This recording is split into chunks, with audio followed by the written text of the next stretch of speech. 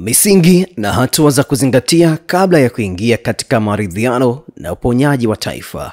Makala hii imeandikwa na wakili Onesmo Ole Ngurumwa, mratibu wa kitaifa wa mtandao wa watetezi wa haki za binadamu THRDC. Utangulizi. Maridhiano yoyote hutegemea mazingira na sababu zinazopelekea kuhitajika kwake. Kabla ya uchaguzi wa Oktoba 29, taifa halikuwa katika hali ya huzuni na maumivu makubwa kama ilivyo sasa.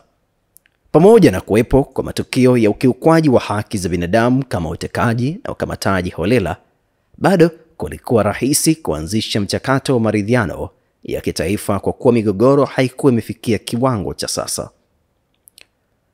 Hata hivyo, matukio ya Oktoba 29, 30, 31 na kuendelea yalionyesha kiwango cha juu sana cha ukiukwaji wa haki za binadamu. Wananchi wengi waliuawa kinyama wakiwa kwenye maandamano, wengine wakiwa katika shughuli zao za kawaida au majumbani.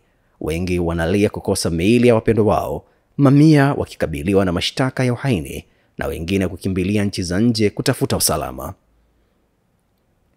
Aidha, polisi walionekana wakitumia silaha za moto kinyume cha sheria, hali iliyoleta vifo, majeruhi na hofu kubwa katika jamii. Kulikuwepo pia na uharibifu wa mali za umma na binafsi pamoja na madhara ya kiuchumi na kijamii. Kwa sasa taifa limegawanyika, limejaa hofu, chuki na hasira. Wananchi wengi hawana tena furaha wala amani katika mazingira haya ya kikandamizi.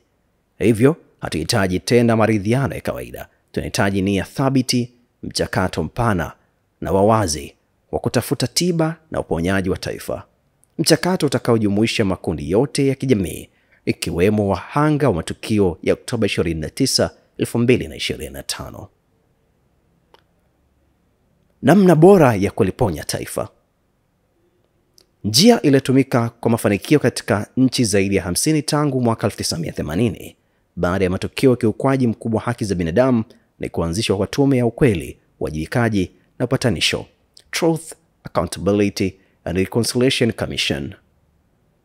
Kwa hali ambayo Tanzania imefikia, ni muhimu tume hii iongozwe na watu kutoka nje kwa kushirikiana na watu wachache wa kuaminika kutoka ndani ya jamii. Tume inayoongozwa na watu wa ndani pekee haitaaminika kutokana na ukubwa wa tatizo na mgawanyiko uliopo katika jamii. Tume ya aina hii hufanya yafuatayo: kufichua na kurekodi ukweli wa matukio, kujenga ukweli wa kihistoria unaokubalika na pande zote, kufanya upatanisho, kuweka misingi ya uwajibikaji, kutoa mapendekezo ya mageuzi ya kudumu ili matukio yasijirudie. Katika muktadha wa Tanzania, tume itaanza kwa kuchunguza matukio ya Oktoba 29, kuchambua chanzo chake, kisha kuweka mapendekezo ya mageuzi ya kudumu kabla ya nchi kuingia kwenye mchakato wa kujenga mifumo kama katiba mpya. 3. Misingi na hatua za maridhiano. Ili taifa lipone na lijenge upya imani baina ya wananchi na viongozi, lazima misingi hii zingatiwe. 1. Kukiri na kukubali kuwa kuna tatizo. 2. Kuwa na nia dhati katika kutafuta maridhiano na uponyaji wa taifa. 3. Kuweka kumbukumbu sahihi na wazi za matukio yote kuanzia Oktoba 29 hadi sasa kwa kusimulia ukweli wote kupitia tume huru. 4. Kuondoa hofu katika jamii. 5. Kujenga uaminiano baina ya makundi yote ya kijamii, hususan kati ya wananchi na serikali. 6. Kuonyesha kuguswa na kuwafariji wote waliopoteza ndugu au kupata madhara. 7.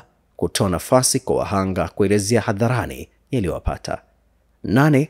Kuhusisha makundi yote ya msingi ya kijamii katika mchakato wa maridhiano. 9. Kuweka mazingira ya kuwajibisha wahusika. 10. Kutoa fidia na nafuu kwa wahanga.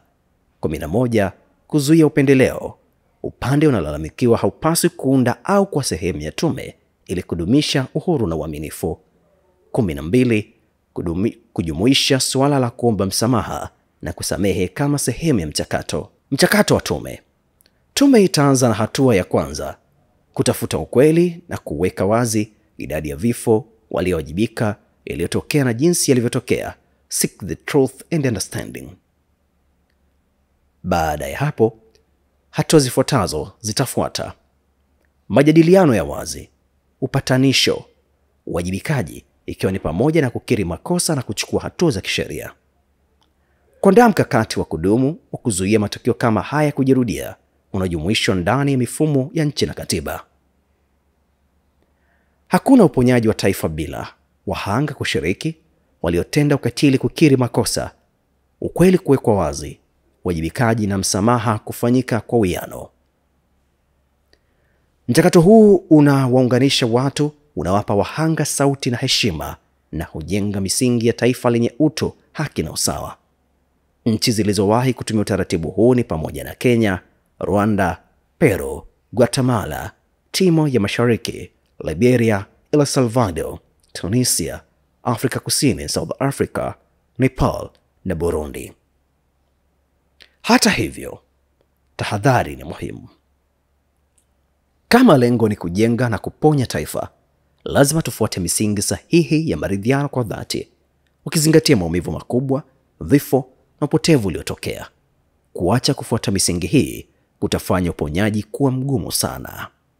Mungu ibariki Tanzania. Amani ni zao la haki. Wakili Onesmo Ole Ngurumwa.